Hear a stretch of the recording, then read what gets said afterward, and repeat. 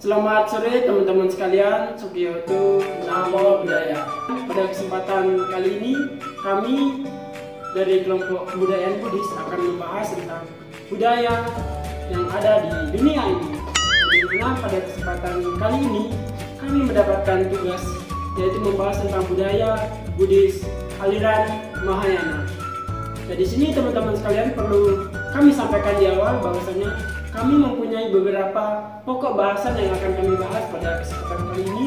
Yang pertama adalah mengenai pengertian budaya Buddhis Mahayana, dan yang kedua adalah sejarah perkembangan agama Buddha Mahayana. Yang ketiga, sembahyang agama Buddha Mahayana di berbagai dunia. Yang keempat, konsep Nikaya. Yang kelima adalah konsep perkembangan agama Buddha Mahayana. Nah, jadi itulah yang pokok bahasan yang akan kami bahas pada kesempatan kali ini. Nah, namun sebelumnya teman-teman sekalian, sebelum kita beranjak kepada materi yang akan disampaikan, di sini kami perlu menyampaikan pengantar kenapa bisa terbentuk agama Buddha Mahayana itu. Jadi agama Buddha Mahayana itu adalah aliran kedua atau pecahan dari agama Buddha pada saat zaman Sang Buddha. Karena pada saat itu terjadilah suatu perpecahan pada konsili keempat, dan bagaimana pada saat itu para biku memiliki pandangan yang berbeda, yaitu mengenai aturan, sehingga pada saat itulah agama Buddha pecah menjadi dua. Pada saat itulah aliran Mahayana ini muncul dan berkembang pada saat ini. Nah, jadi itulah sedikit pengantar dari kami mengenai aliran Mahayana sendiri. Ya, jadi kita masuk pada pembahasan yang pertama, yaitu tentang pengertian budaya Buddhis Mahayana. Nah, sebelum kita membahas tentang budaya Buddhis Mahayana, kita perlu melihat apa pengertian budaya itu sendiri. Ya, di sini budaya ini merupakan kebiasaan atau peraturan-peraturan yang sudah ada di kalangan masyarakat itu sendiri. Nah, jika kita kaitkan dengan budaya Buddhis Mahayana, tentunya di sini tidak terlepas dari kebiasaan-kebiasaan yang ada di mana Mahayana ini berkembang. Nah, misalkan saja ketika Mahayana berkembang di Indonesia, maka Mahayana ini akan mengikuti kebudayaan yang sudah ada di Indonesia. Misalkan agama Buddha Mahayana berkembang di Cina, maka akan mengikuti budaya yang ada di Cina. Jika kita bisa melihat dari bahasanya, Mahayana ini berasal dari dua kata, yaitu Maha yang berarti besar dan Yana berarti kendaraan. Jika kita gabungkan, yaitu kendaraan besar menuju alam Sukawati. Jadi dapat ditarik kesimpulannya bahwa budaya Buddhis Mahayana adalah budaya Buddhis yang dimana harus bisa menyesuaikan diri dengan kebudayaan yang ada di lingkungan-lingkungan di mana tempatnya berkembang, dan di mana tidak terlepas dari budaya tentang tata cara umat Buddha Mahayana dalam halnya melakukan ritual-ritual, melakukan sembahyang terhadap Sang Buddha Gautama, dan tentang tata cara yang sudah ada yang diterapkan dalam umat Buddha Mahayana. Nah, dan yang kedua di sini adalah sejarah perkembangan agama Buddha Mahayana. Perkembangan Buddhisme Mahayana ini dibagi menjadi tiga tahap, yaitu tahap awal, tahap pertengahan, dan tahap akhir. Nah, di sini tahap awal dari periode Mahayana ini adalah Mahayana dimulai pada abad pertama sebelum Masehi, sehingga akhir abad ketiga Masehi para ahli menganggap bahwa ajaran-ajaran Mahayana ini timbul pada saat ini mencerminkan semangat sejati Buddha Sakyamuni. Kemudian yang kedua yaitu periode pertengahan Mahayana. Nah, pada periode ini berlangsung dari sekitar tahun 300 hingga pertengahan pada abad ke-7. Nah, pada masa ini terjadilah perkembangan intelektual yang pesat di kalangan agama-agama non-Buddhis. Nah, khususnya di Hinduisme.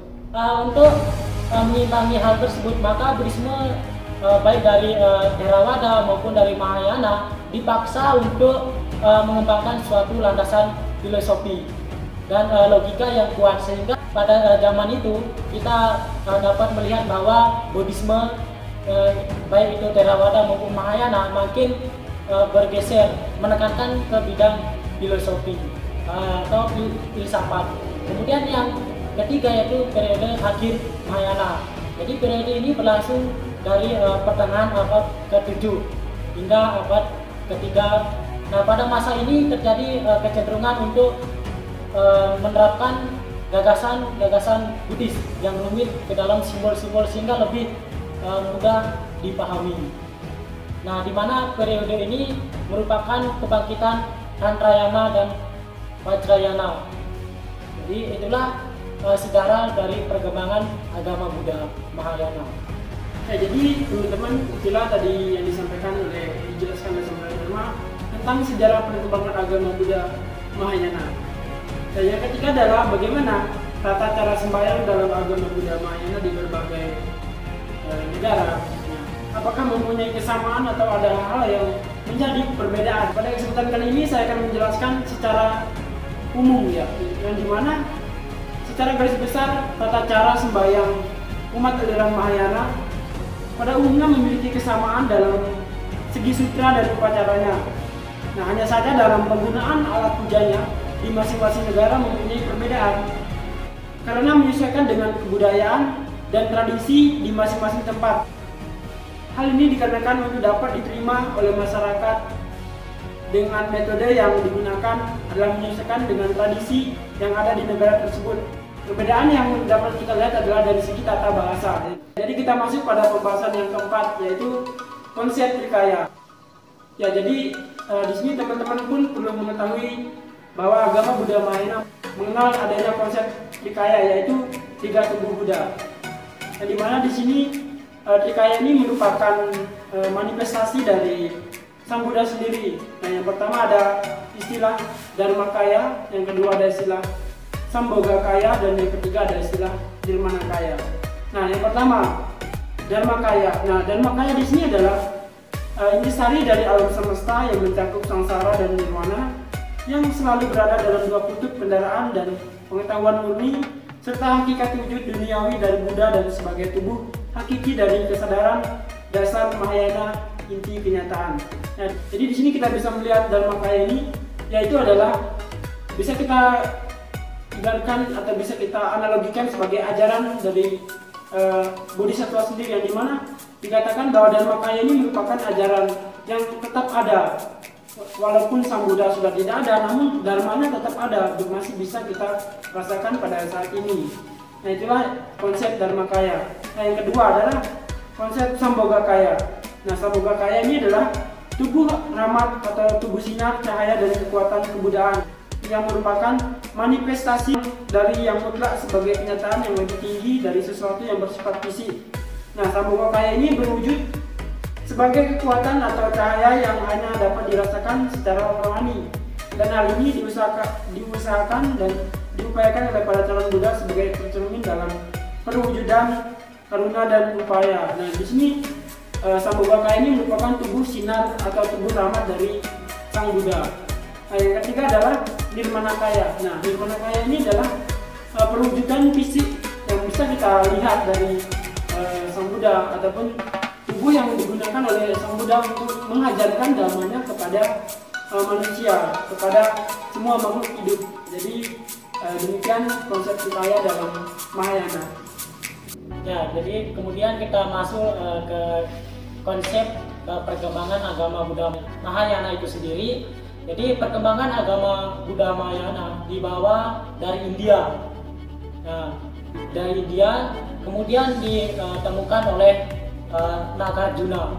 Nah, yang salah satu tokoh yang terkenal. Nah, beliau berpedoman pada Sutra Swarahati atau yang disebut dengan Mitra Hardaya Sutra. Konsep yaitu tentang kekosongan. Jika dilihat dari sejarah konsili keempat, nah pada tahun 78 Masehi oleh Raja Kaniska di Kashmir, pada saat itulah tradisi Mahayana di India sendiri dibawa oleh aliran Saravasti atau Wadai Saravasti yang awalnya bergabung di Stawirawada. Nah, dan memisahkan diri dan bergabung kepada Mahasangika.